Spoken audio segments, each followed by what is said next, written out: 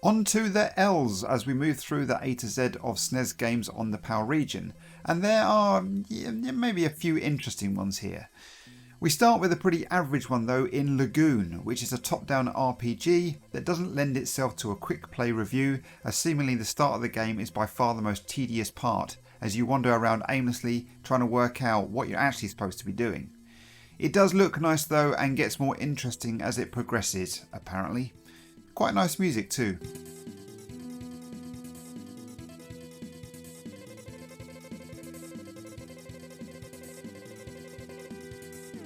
Look, this game is not going to set the world on fire. It's a enter races to earn money to buy shit and enter more races affair, racing across different courses in the US of A. Controls are a bit janky and the game is fairly nice as a pick up and play, improve your car and get better, etc, etc.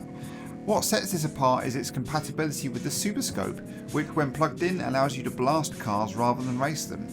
Actually have a friend? Even better, as they can steer while you blast apparently. Pretty cool.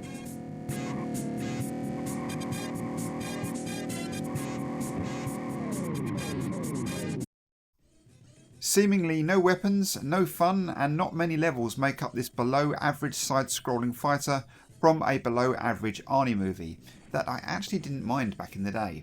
The game though bears little resemblance to Arnie or the film at all and was very forgettable once I'd moved on to something else.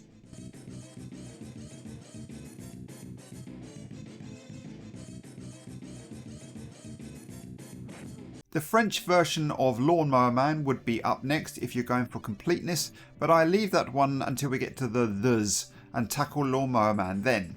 So instead we have a rather shorter title game, Legend. Short in title and short in time I spent playing it. I mean, it looks okay and I like the medieval side-scroller and beat 'em up vibe it's giving, but it's pretty slow and quite frankly a little bit boring. Nothing here makes you go, ooh, I really want to play this more after I'm done with the reviews. And that's not a good thing.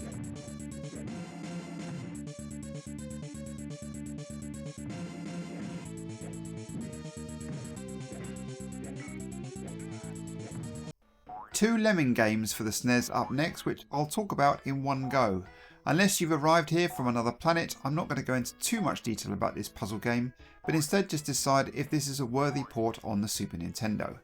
Thankfully it is on both counts, with the first one being a faithful port of the Amiga version that is both nice to look at and also play. A ton of levels to keep you entertained and even a cool two-player lemming off split screen affair make this definitely a decent version of this classic game. The same applies to the second game also, although I personally prefer the simpler options on offer in the first one, which still offer a good puzzle but don't frazzle my brain with too much choice at the same time. The SNES mouse was available by the time the second game came out, so can be used, which is cool, and even the Super Scope can be used to blow the little guys up apparently. Nice.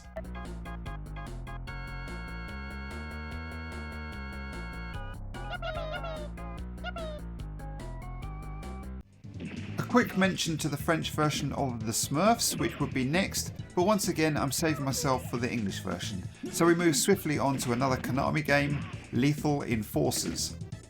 This being Nintendo, we are treated to a blood-free fest here, and it's one of the few games in the list I can't give proper justice to, as originally you got a light gun included with the game.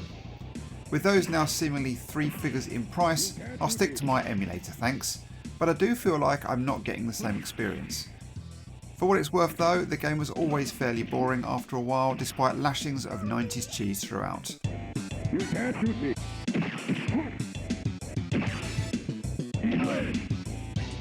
Reload. A fairly underwhelming looking platformer based on the Lethal Weapon movies. It's okay I guess at doing what it does with jumps, kicks and guns all included. What is quite nice is once you lose all your lives as Riggs, you get to play as Murtaugh, which is pretty cool.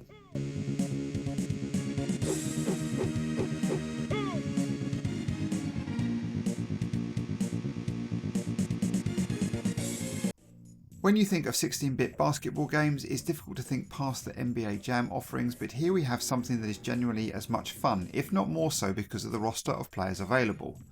All kind of dumbed down in terms of the basketball rules, but all the fun stuff included with some really nice animations for the characters and some quirky things that can happen in the game. As with all basketball games though, I was still shit at it.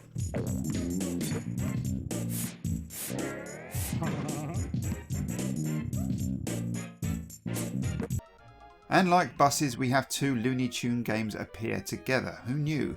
This one called Roadrunner's Death Valley in North America. But like basketball, it looks lovely and is fast and frantic to play, but is equally as frustrating too. I kept getting stuck or just generally getting annoyed working out where I was going on poorly executed levels.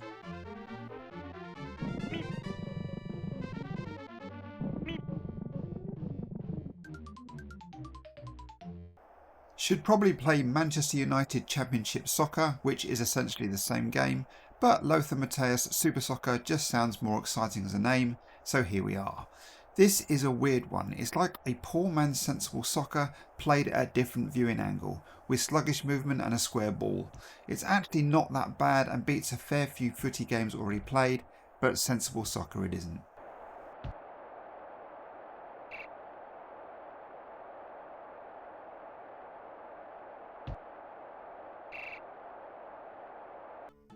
Comic book hero Lucky Luke, that I'll admit I've never heard of, gets a PAL exclusive here with a Western style puzzle platformer type thing. I'm a big fan of games like Sunset Riders, and there are sections of this that remind me of that game, but there are more puzzles to solve here as opposed to just being an arcade shooter. With varying levels, nice puzzles and great graphics, this is definitely one to have plenty of replay value.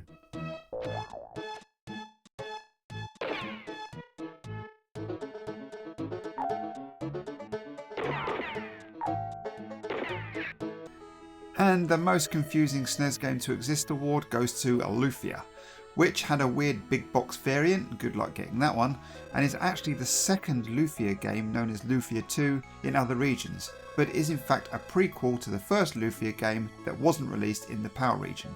All clear? Good.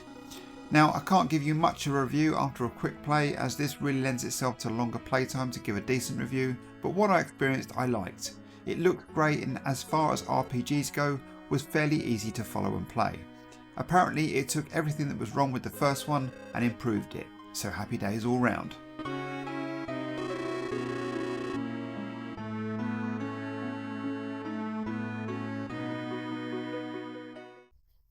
So, slim pickings on the L's to put forward to my top SNES games, but I'm going to put Lemmings through just because it's Lemmings and it's done really well here. Looney Tunes Basketball was actually quite a bit of fun and a good alternative to NBA Jam, so I'm sticking that in. And Lucky Luke gets a shout just because it looks incredible and it's pretty fun too. And then finally, there's Lufia. Now I'm not an RPG guy, but this one has a nice pick up and play feel to it that makes me want to play more.